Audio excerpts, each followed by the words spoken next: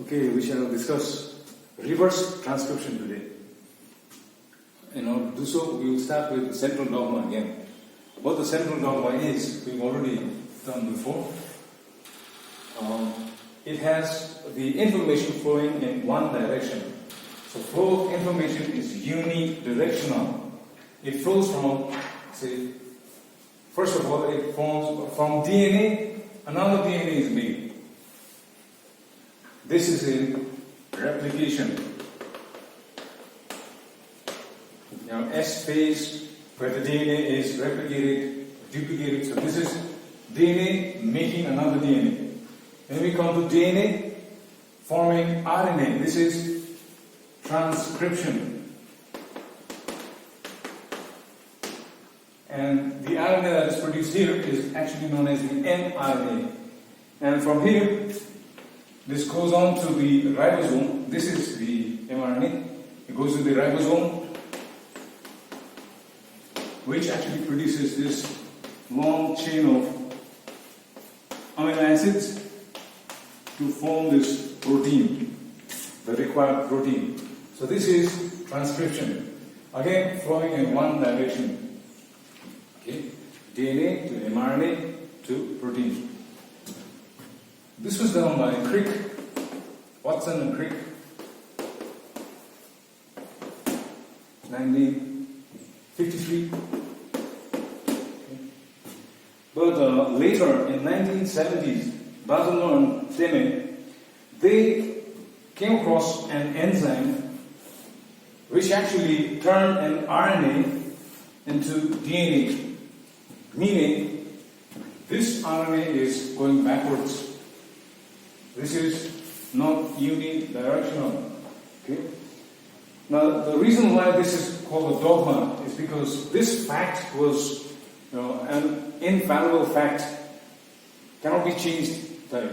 So when Basil and Clement proposed that RNA is able to, a type of RNA is able to form a DNA, that means this is going backwards. So that was a big statement to make.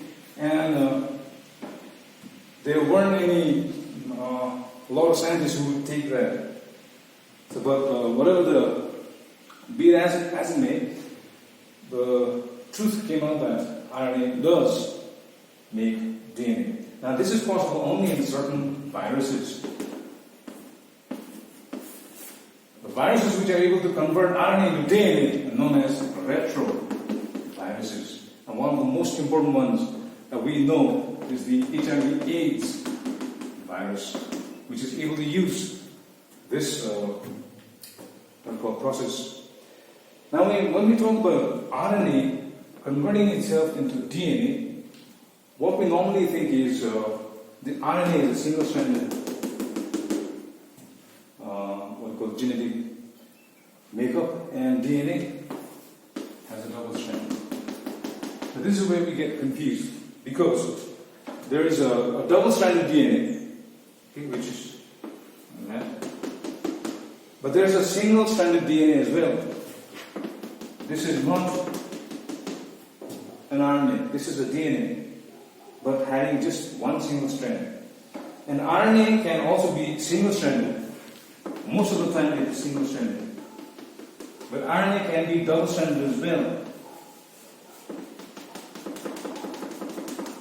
So where's the difference between RNA and DNA? The first one is here. In RNA we know that instead of thymine, it uses uracil. Okay, in RNA, uracil as a nitrogenous base. We know that there are 4 nitrogenous bases: guanine, cytosine, thymine, and adenine. So instead of thymine, RNA uses uracil, which is unstable. Therefore, RNA itself is unstable. Whereas in the case of DNA, instead of uracil, it has thymine. So guanine, cytosine, thymine, and adenine. So these are the nitrogenous bases in DNA. And the second difference is here, the penta sugar that the nucleotides have. At the bottom, there are 2 oxygen atoms on these 2 carbons. Okay? Whereas in the case of DNA, it has only one oxygen atom. Here, just a single hydrogen atom. Therefore, this is known as deoxyribonucleic acid. Okay?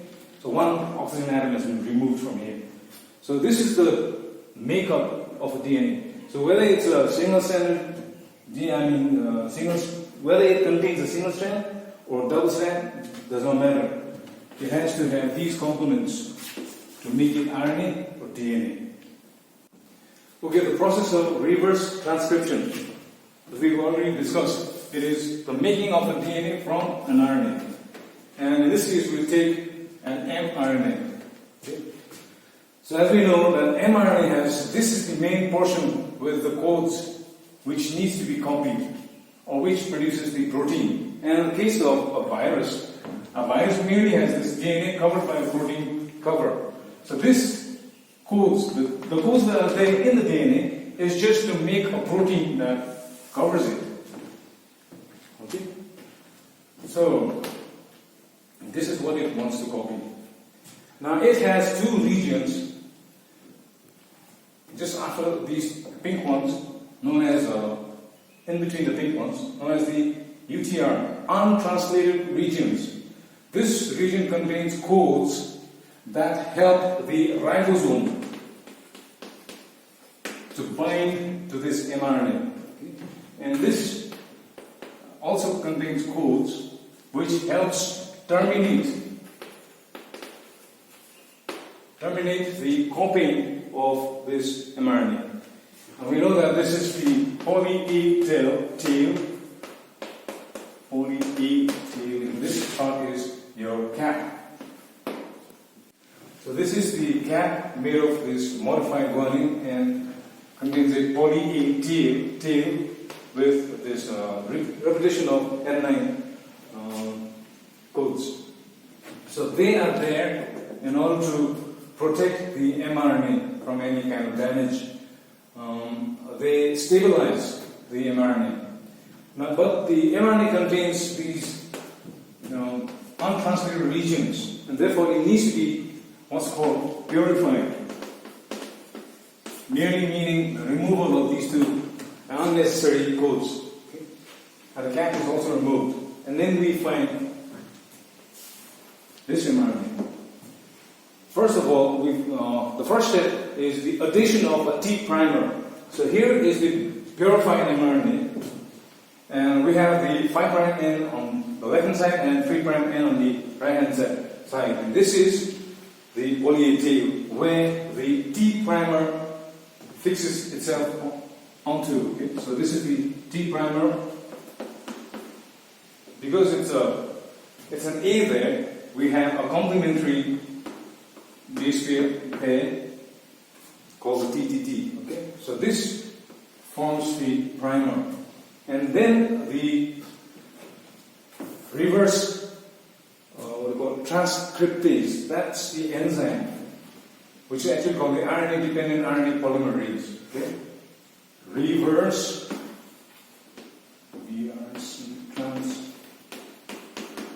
transcriptase, an enzyme which actually helps build up or copy another complementary strand on the other side. So it runs from 5' N to 3' N in order to maintain that the opposite direction. Okay? So from here, the work of the RT reverse transcription is to get hold of the nucleotides, phosphate, sugar, and nitrogenous base forms the nucleotide. So each of these nucleotides is added on to form this new DNA, complementary DNA. What it also means is if it has, let's just give a random sequence G, A, instead of T it has U because it's an RNA, and let's say C.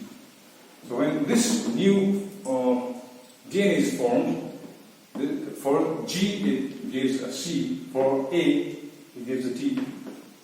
For U, it gives this is U is, so it gives an A, because this is a T. Instead of T, it has a U code. Okay? So instead of C, it gives a G. So here, this is the way it forms. So this is a DNA, meaning it has just one oxygen atom down here.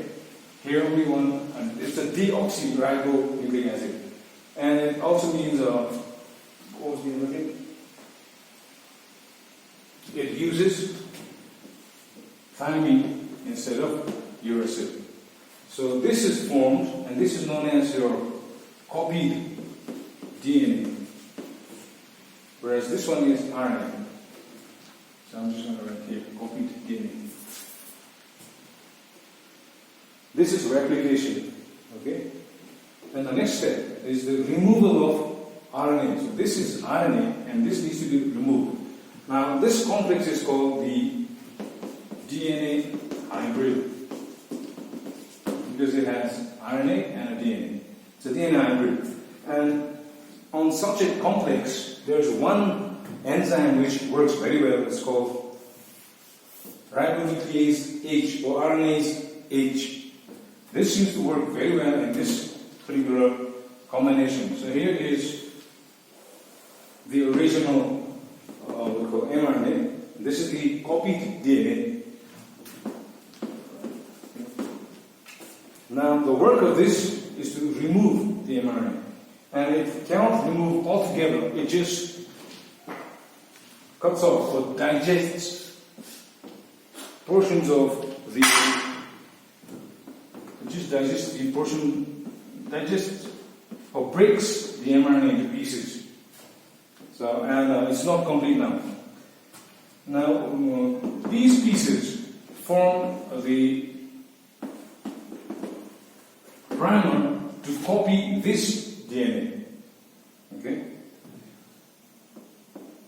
It leads to the copying of the primer, helps in copying this one, and eventually it forms a double-stranded DNA. So this DNA is your copied DNA, or it's also known as your complementary or copied DNA. Formation of double-stranded. So this is a double-stranded DNA, which is often shown this way, depicted this way. So this is how this reverse transcription works. By the by using an mRNA, it turns or it forms a DNA, which is double-stranded by removing its mRNA. Okay, this is the way in which your HIV viruses also work. They multiply. They use the human DNA to replicate its own what we call codes, genetic codes, and multiply rapidly.